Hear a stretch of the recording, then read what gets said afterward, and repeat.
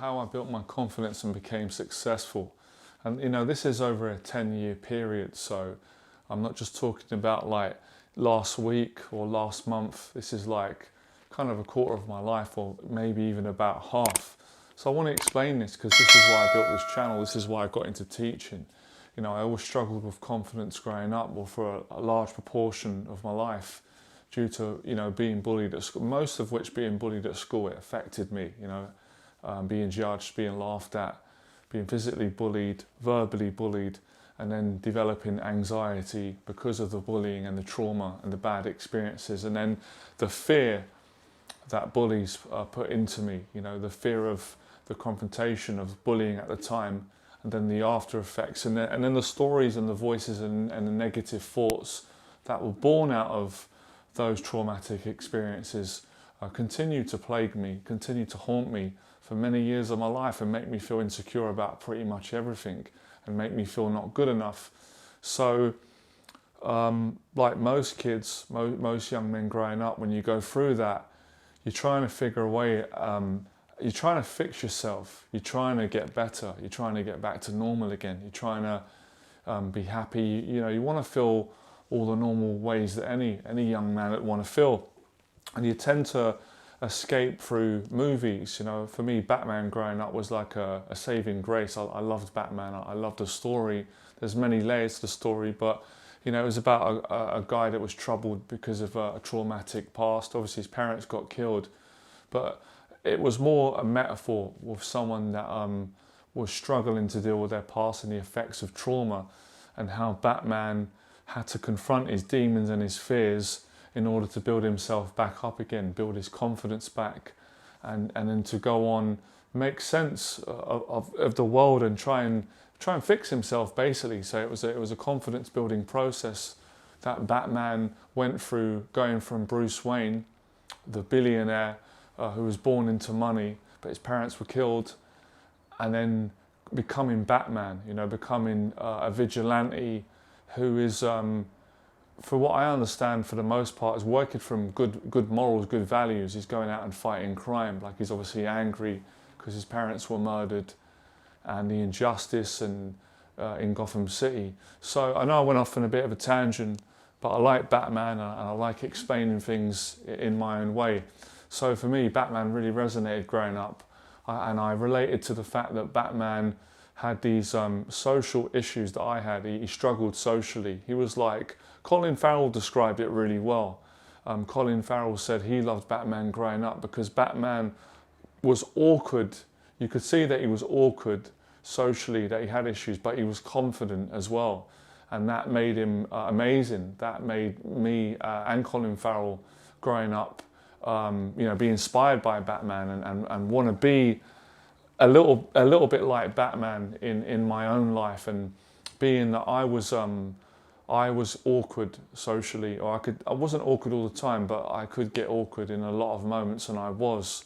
But I also had confidence as well, which was kind of a contradiction, because people would, I guess, awkwardness, you'd associate that as a lack of confidence, low self-esteem, shyness, and that's true to a certain degree, but you can also be confident as well. You can be a confident, awkward person, and your confidence derives from the amount of action that you take and the fears that you face. And that's, Batman really spoke to me in that way. Batman was practical. Batman took action eventually, right?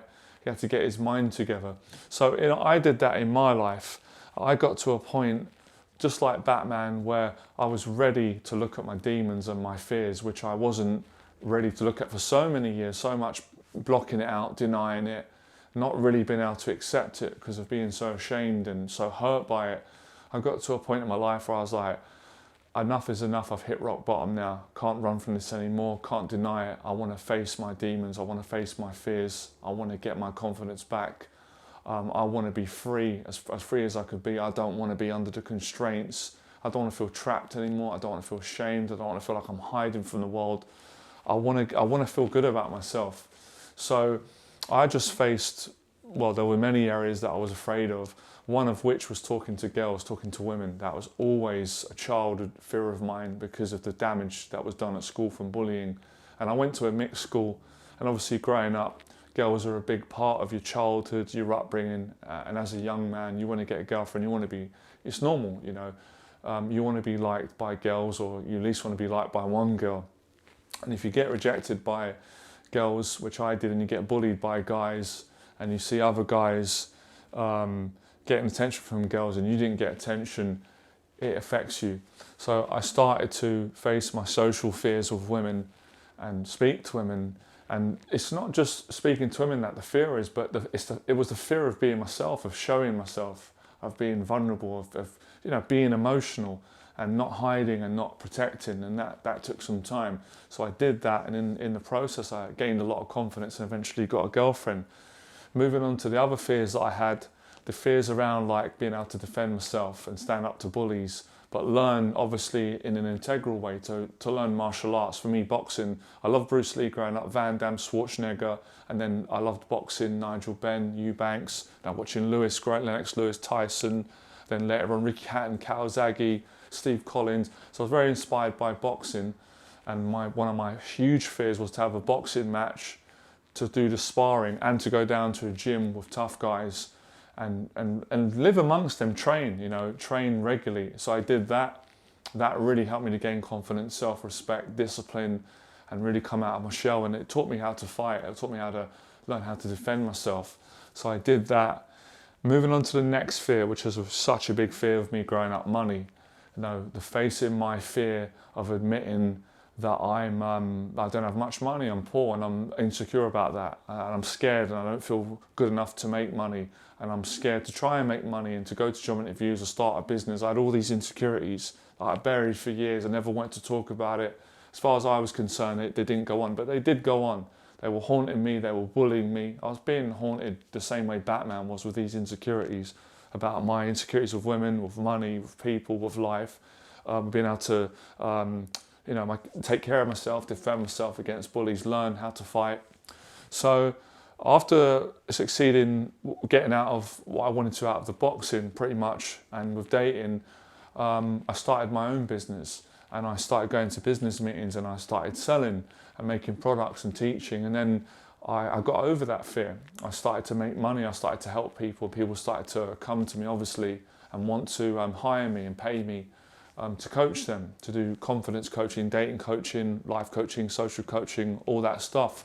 So that was another confidence building process for me. And then there was other areas, social fears that I had that were terrifying, like interviews. So I went to interviews, business meetings, I said, and speaking in front of the camera. That was not something that was natural to me when I first started. So I did thousands of YouTube videos, thousands of hours in front of the camera, so much practice I did, lots of mistakes, lots of awkwardness, but a lot of, a lot of successful takes, a lot of great videos, speaking really well. Moving on to the next one, I almost forgot. I would say, until I actually did it, it was probably the hardest fear. It's hard to say, one of the hardest with the boxing, public speaking. So my first public talk, I failed, which was always the biggest fear of mine. It was always, what if I fail? What if I embarrass myself in front of a big group of people, and the ground, like I want to feel like I want the ground to swallow me up. And that's what happened at my first event on dating, on how to help guys to be confident of women. I got nervous and awkward and couldn't speak continuously. So I failed that talk, but got motivated after that experience, decided not to quit, and started doing talks every week, several talks a month, until I really got confident, speaking on stage in front of an audience. Doing public speaking, I was doing it week in, week out. So I got confident from doing that. Then there were like other things, like I said, like going on to podcast shows, other people in self-improvement, in the dating, in the motivational fields that would invite me on to interview me. I was really nervous about that, being interviewed on a podcast, radio, and in person. And I did so many of those interviews and got over that fear and built my confidence up in the process. Then there were like other fears, like standing up for myself with friends that were, I wouldn't say friends that were bullies, that would be a bit extreme, but they were where in certain situations where before I'd let people walk all over me, friends, and not speak up and not disagree and not speak my mind, I started to do that, and that really helped.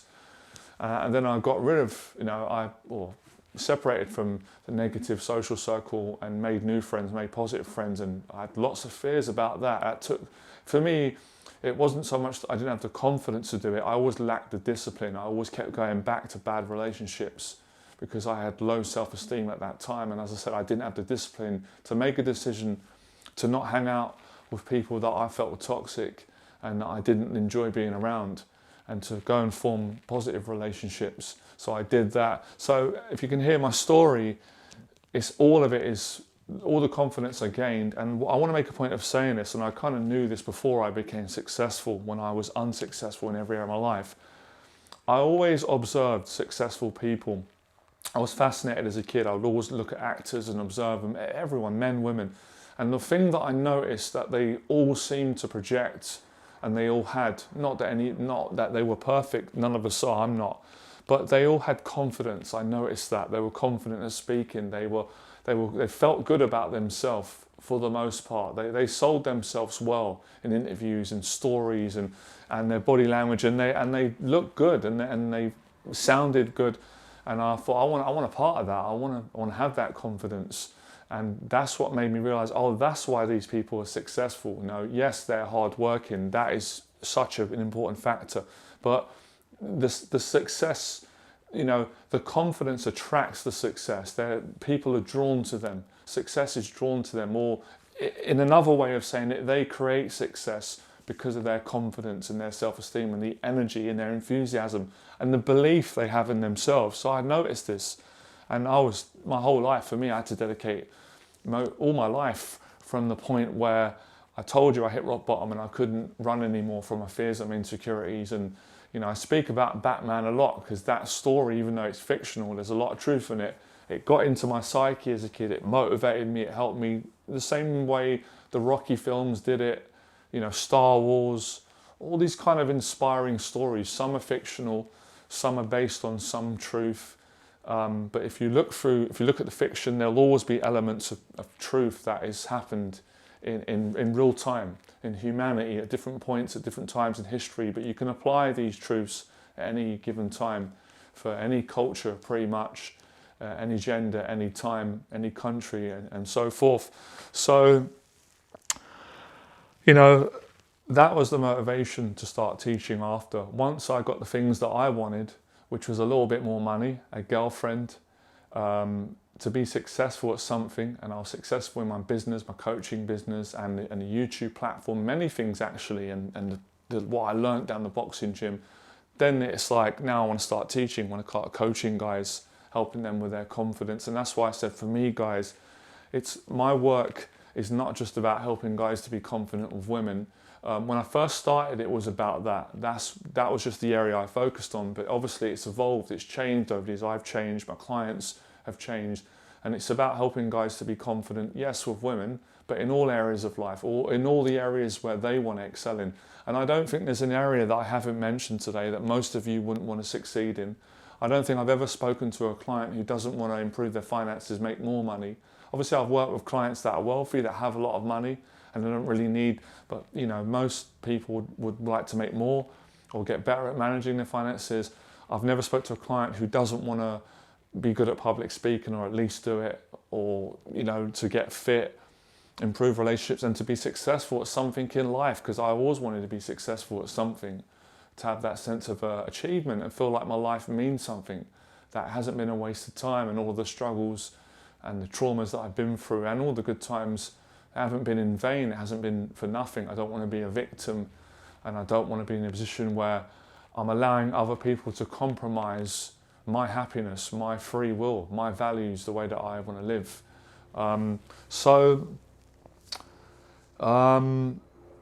That's why I'm passionate about this subject, and going forward I'm doing a lot of videos and doing a lot of coaching sessions again, which is great. My Fearless event is about that. But by all means, obviously, it's important for guys. If you don't have confidence of women, it's going to affect your mental health. It's going to affect all areas of life. So it's an area that you have to obviously improve on.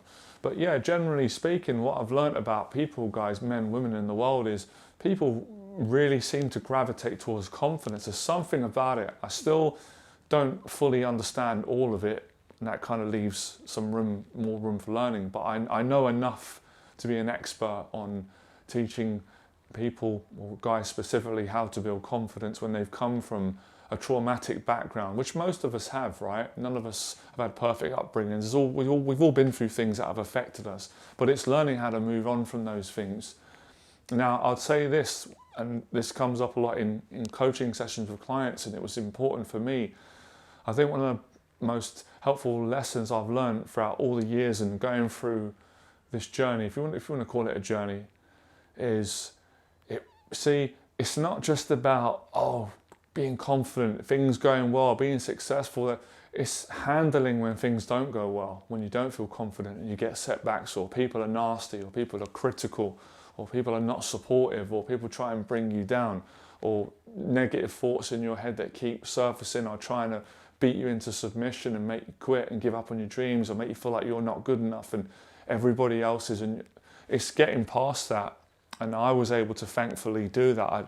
It wasn't easy for me at many points, but I was able to find strength in some of these vulnerable places that were horrible and dark and depressing, but I didn't give up. And you come out of it, and then when you succeed, you appreciate it more. You take the lessons from the failures and the successes. So, building confidence is a process where you've got to have positive experiences, no doubt about that. We are human. We can only take so much negativity, but you've also got to have a certain amount of negative, traumatic experiences that you're able to tough out and get through and grow through and learn and find more gratitude and appreciation and get help.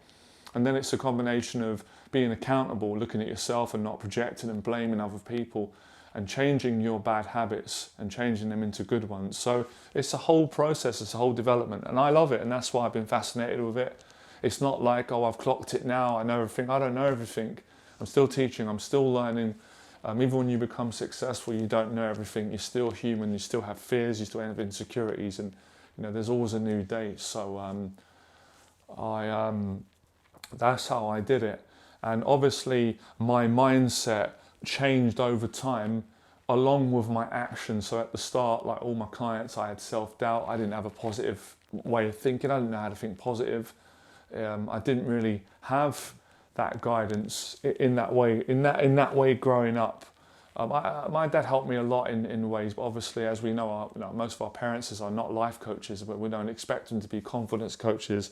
So they can help us to the best of their ability. But there are other areas where I didn't understand that you can turn negatives into positives. I didn't know that if you're poor, you can educate yourself and you can make money. You can come from a struggling background and go on and do great things and turn it around. I didn't really believe I could do that. I saw some other people doing it until I started doing it and getting cognitive proof, real proof, and realizing that I need to change the way that I think about it. It's not about everything, but certain things. I need to get more discipline. I need to think more positive. I need to take more action. I need to be more accountable.